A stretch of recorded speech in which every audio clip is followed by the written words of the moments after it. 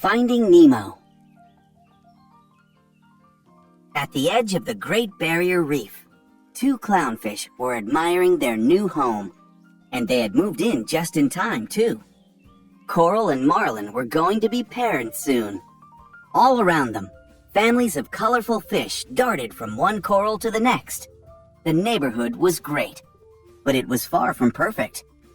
Dangerous fish lived nearby. Outside their home, Coral spotted a hungry barracuda looking at her eggs. She quickly swam to save them. "No!" Marlin cried, dashing to stop her. But it was too late. In the blink of an eye, the barracuda got what it came for. And Coral, too. Only one injured egg was left of Marlin's family. With a heavy heart, Marlin held the egg in his fins and said, "I promise, I will never let anything happen to you, Nemo." Soon, Nemo was ready for his first day of school, but Marlin was not. He didn't want to let Nemo out of his sight. "What's one thing we have to remember about the ocean?" Marlin asked Nemo. "It's not safe," Nemo replied. He had heard this question a million times. So when Marlin learned that the class was swimming to the drop-off, he panicked and went to find his son. He did not want Nemo near the open water. At the drop-off, Marlin saw Nemo and his friends playing a dangerous game. They were seeing who could swim closest to a boat in the open water. "Nemo, no!" Marlin cried. "You think you can do these things, but you just can't, Nemo." Nemo was embarrassed. "I hate you," he said. He swam out to the boat and touched it with his fin. Just as Nemo began to swim back, a diver appeared behind him and trapped him inside a net. "Dad, help me!" Nemo cried. He couldn't escape. The diver took Nemo back to the boat and sped off, accidentally knocking his scuba mask overboard. Marlin swam after the boat as quickly as he could, but he wasn't fast enough. Marlin lost sight of the boat and his son. Marlin felt helpless until he bumped into a friendly fish named Dory. She had seen where the boat went, but Dory didn't have the greatest memory in the sea. "I forget things almost instantly," she explained. "It runs in my family. Or at least I think it does." Marlin turned to swim away, but he bumped into a shark named Bruce. Bruce invited Marlin and Dory to a little get-together at an old shipyard nearby. Marlin was sure it was a trap, but the fish didn't really have a choice. They followed Bruce to an old sunken ship where two other sharks were waiting. In the shipyard, Marlin spotted the scuba mask. There were words on the strap, a clue. But when Bruce got hungry, he attacked Dory and Marlin. He chased them through the shipyard. Dory and Marlin barely escaped, and in the rush, Dory accidentally dropped the mask, their only clue, into the deep, dark water below. Miles from his home, Nemo was trapped inside a fish tank in a dentist's office. It just so happened that the other fish in the tank were friendly. They were even friends with a pelican named Nigel. The tank gang liked Nemo so much that they decided to make him part of their club. "Tonight, we give the kid a proper reception," said a fish named Gil. That night, Nemo swam through a stream of bubbles called the Ring of Fire. "From this moment on, you will now be known as Shark Bait," said Gil. Soon after his initiation, Nemo learned he was in danger. Every year, the dentist gave his niece, Darla, a fish for her birthday, and she had a history of making her presents go belly up. This year, Nemo would be her gift. "We can't send him off to his death," Gil said. He had a plan. Deep in the ocean, Marlin and Dory swam into a dark canyon after the mask. When they reached the bottom, a faint light appeared. As the two friends got closer to the light, a scary fish with long, sharp teeth appeared. They swam away as fast as they could, but Dory spotted the mask. "Read it," Marlin cried, trying to distract the fish. "P. Sherman," she said, slowly making out the words. 42 Wallaby Way, Sydney. They finally knew where Nemo was. As Marlin and Dory swam toward Sydney, they bumped into a jellyfish. "Come here, little squishy," said Dory, but then it stung her. Suddenly, a forest of jellyfish appeared. Marlin knew they were in danger. To get through the jellyfish safely, Marlin suggested a friendly race. In a flash, they were zipping through the jellyfish and dodging deadly tentacles to reach the finish. But both fish got hurt. As Marlin's eyes began to close, he saw a giant sea turtle in the distance. Then, everything went black. Back in the dentist's office, Gil explained Nemo's role in his escape plan. "What we need you to do is take a pebble inside and jam the gears." The dentist would have to take the fish out of the tank to clean the dirty water. Once outside the tank, they would make their escape to the ocean. Gil's plan was working until the blades started spinning again, with Nemo stuck inside. He was being sucked back toward the blades. The tank gang managed to rescue him, but everyone agreed it was not safe to try Gil's escape plan again. When Marlin and Dory woke up, they learned that a family of giant sea turtles had saved them. Marlin told a sea turtle named Crush that he was searching the entire ocean for his son, Nemo. Crush's son, Squirt, was impressed.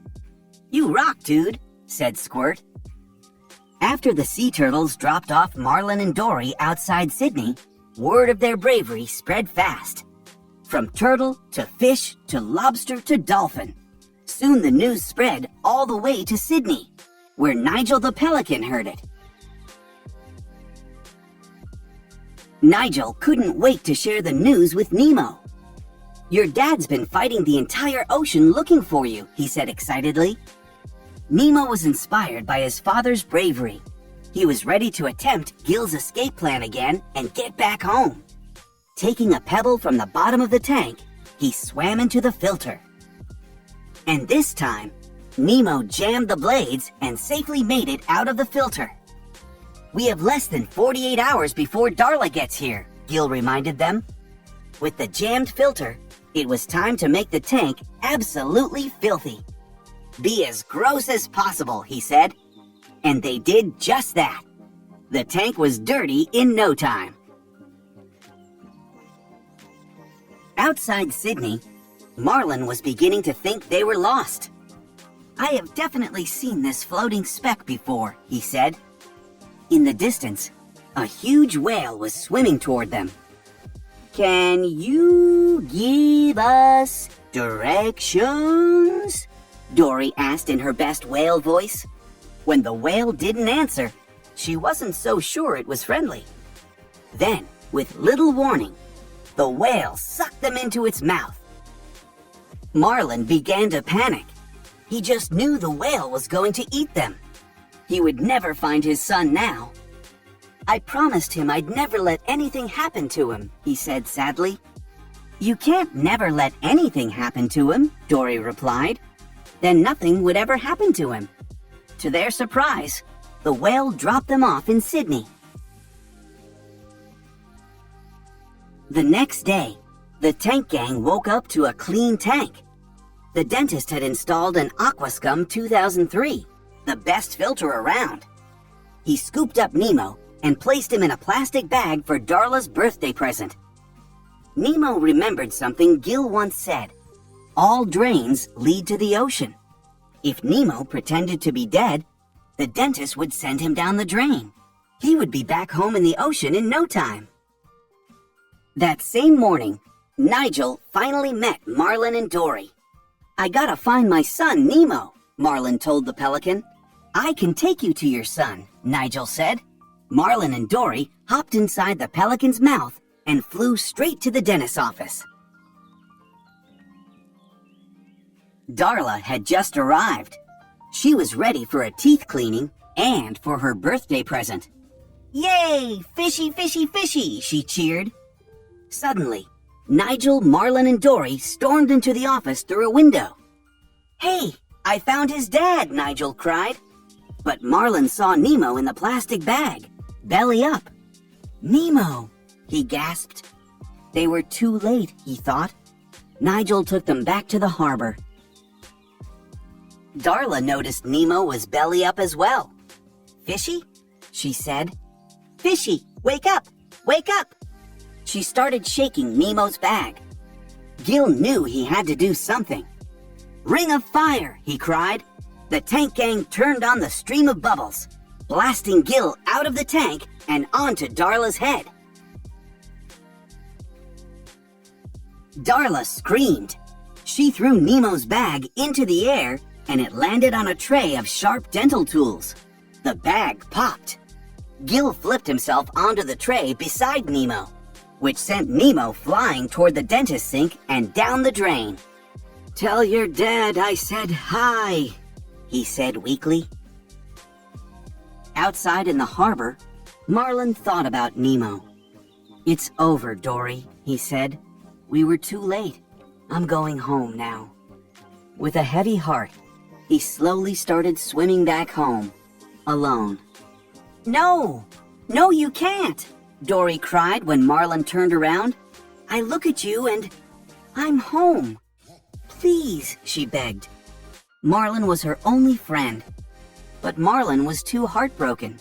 He swam away.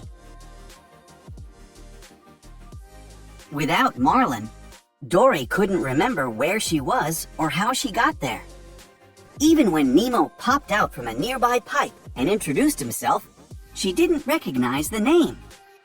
"Where are we anyways?" asked Nemo. "Sydney. P. Sherman, 42 Wallaby Way, Sydney," she cried, suddenly remembering all that had happened. "Nemo, it's you!" Together, Dory and Nemo searched for Marlin, who luckily hadn't gone too far. But as Marlin swam toward his son, a huge net surrounded Dory and some other fish. Nemo knew how to save them. "Tell all the fish to swim down," he said. All of the fish began swimming down.